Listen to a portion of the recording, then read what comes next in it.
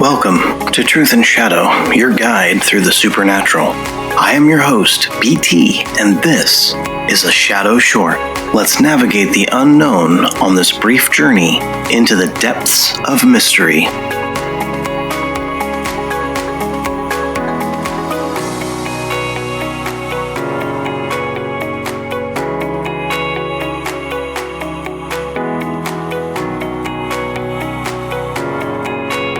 This is a new Shadow Short.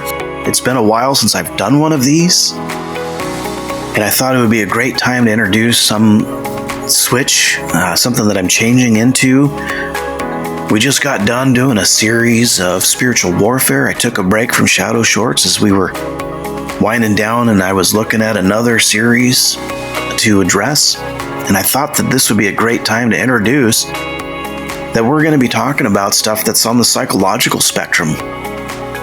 We'll have episodes that are going to be dealing with mental cases of dealing with psychopaths or sociopaths or other forms of mental health, and any tie-ins that there might be to the metaphysical, spiritual, something deep might be going on.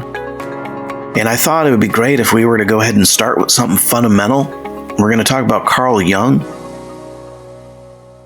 And this is really a Shadow Short. This is a short, brief survey dealing with Carl Jung. He's going to pop up frequently through in the next couple months as we're talking about psychology, because it was his work on the psyche and the metaphysics that wasn't merely this abstract psychological theory. Jung's work was more of a way of conceptualizing reality itself, much like a map, right? Everyone needs a map to understand where they're going or where they've been, but it's also important to have a map to understand ourselves, to understand who we are in this world. And without a roadmap of what we want to achieve, short-term, long-term goals, ideas, without that map, chaos reigns and we'll lose ourselves. And what happened is Jung introduced this concept that I think we need to grapple with, and it's the unconscious mind. We've all heard that term, unconscious, but do we really understand it? I don't think we do, because we tend to dismiss the unconscious as a simple repository of our memories or, say, our repressed desires. But it was Jung who told us that the unconscious is alive, that it's dynamic, and it's responsible for shaping the reality which we perceive. It's not just inside you, it interacts with the world. It manifests itself in symbols, in dreams, religious experience. The unconscious mind shapes cultures. So what does that mean? Well, let me put it this way. If you don't integrate your unconscious, if you don't make peace with it, it'll turn on you. It'll become a tyrant. It'll show up in your life in the form of chaos, anxiety, depression, even an inability to find meaning. But it's not the external world that's doing this to you. It's the chaos of your unintegrated, unconscious mind. Well, Jung's metaphysic forces us to look at what he calls the shadow. It's that part of us we don't want to admit exists. And just think about that. What happens if we ignore our shadow? If you reject the parts of yourself that are dark, primal, maybe even evil, they don't go away. They can get stronger. And one day, they may grow strong enough to possess you. And with Jung, that's the danger of denying the unconscious mind. Okay, you can think about this in religious terms.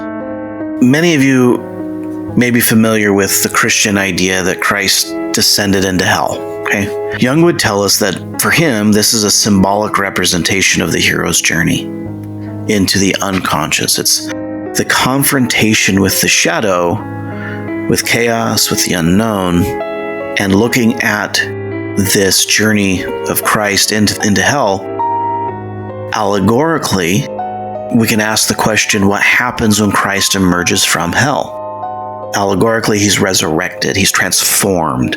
He's the same, but he's not. And that is a very shallow level of how Jungian metaphysics works. But why does this matter today? Well, look at the world around us. We're facing a crisis of meaning, of identity. People don't know who they are anymore. They are drifting, almost like there's a lack of purpose. And so they want to do things that give them this desire that they're doing something, that they have purpose. But Jung would say that this is because we're becoming disconnected from the deep symbolic structures that give our lives meaning. These structures aren't just historical relics, they're an active force in our psyche. It's these Jungian archetypes, these parts that are the collective unconscious. For Jung, they're real. And under his advice, we can't dismiss them as superstition. Think about the archetype of the hero, for instance. It's embedded in our consciousness because it's a path we all need to walk. If you don't have a hero in your life, then you're likely to fall into despair. You need something to aim at. You need a goal. But the journey towards that goal is going to involve confronting the unknown. It's going to involve confronting the unconscious, the dragon, so to speak. And we know stories of dragons and fairy tales aren't there to tell us that they're real. They're there to tell us that dragons can be defeated. And if we want to make any sense of ourselves, if we want to live a life of meaning, we may need to understand these archetypical patterns. This may very well be Jung's gift to us, the understanding that the psyche is structured by these metaphysical realities. They're not just in our minds, but they are shaping our world. So let's bring it back to the individual level. You have a choice. You can either confront the unconscious, make it conscious, and integrate it into your life, or you can avoid it. But the cost of avoidance is high. Your life will be filled with confusion, suffering, chaos. You'll even become oppressed, possessed even, by forces you don't understand. And this is where Jungian metaphysics can really help us. It's not just psychology. It's a philosophy of life. It's a roadmap for navigating the complexities of existence. Jung tells us that the path to individuation, Jung tells us that the path to individuation, the path to becoming whole, is through confronting the unconscious, understanding its symbols, and integrating them. And that's where meaning is found. It's where you are found. So to end this new Shadow Short, this new series of looking at maybe some philosophy of psychology, Jung is telling us something practical, deeply practical. You need to confront your shadow. You need to confront the unknown. It's dangerous, but the alternative is far worse. If you don't do it, the unconscious will run your life, and you won't even know it. You'll react without reason. You'll respond without thought. But you can face it. You can wrestle with it. You can even transform yourself. You can become something more than you are. And that's the goal, isn't it? That's the ultimate goal. Not just for you, but for the world. Because as individuals transform, so does society. As we confront the shadow, it'll change the culture.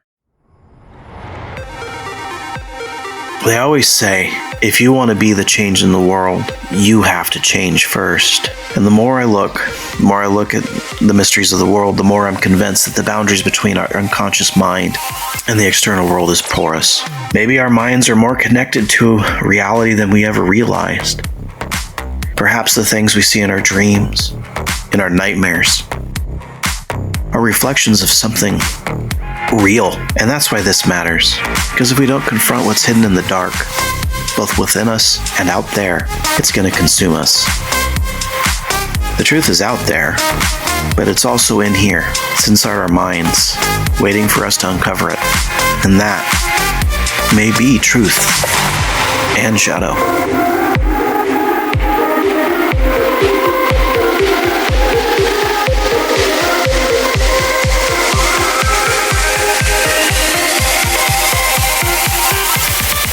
Thank you for listening. This is a free podcast based upon the value for value model.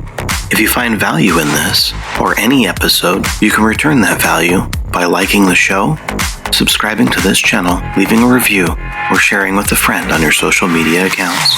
You can also donate on my website. Thank you again. This is BT for Truth and Shadow Podcast. You are the light in the darkness.